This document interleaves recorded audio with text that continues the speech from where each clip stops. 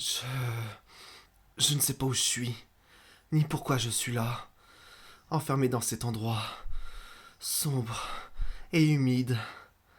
C'est peut-être une blague de l'un de nos potes, moi et ma copine. Si c'est le cas, c'est particulièrement tordu comme boutade, car ça fait maintenant plus d'une demi-heure que je me suis réveillé dans cet endroit. Une demi-heure à tambouriner et à hurler sur cette espèce de putain de porte. Sérieusement, je ne sais pas pourquoi je suis là-dedans.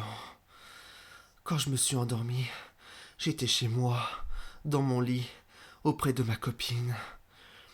Au moment de fermer les yeux, je n'aurais jamais imaginé de me réveiller dans un endroit comme celui-là.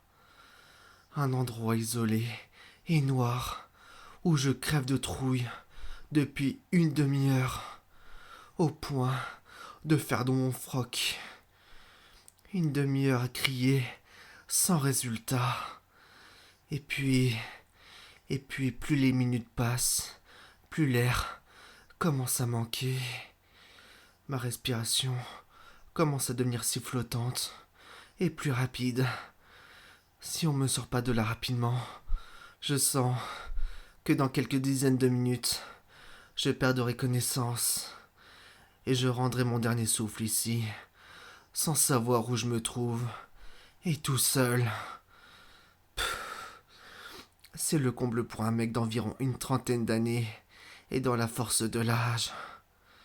Mourir ici et seul, ça, ça je ne veux pas. Je ne resterai pas une minute de plus enfermé ici. À l'aide d'un coup de pied et de ses poings, Sébastien finit par créer une petite brèche dans le couvercle en bois du cercueil.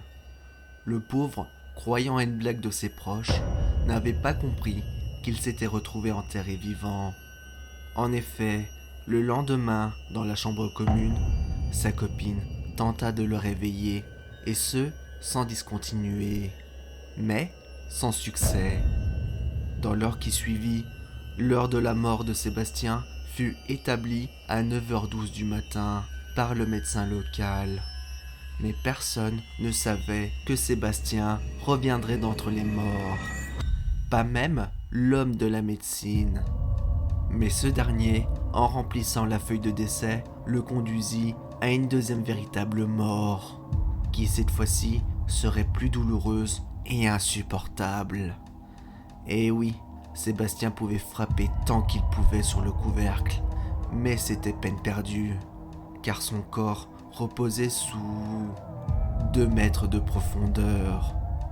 Les quelques minutes qui resteraient à Sébastien ne seraient que souffrance et agonie. Voilà le sort que la mort lui avait réservé, lui et beaucoup d'autres avant lui. Voilà l'atout que la mort avait sur la médecine avant que cette dernière n'évolue.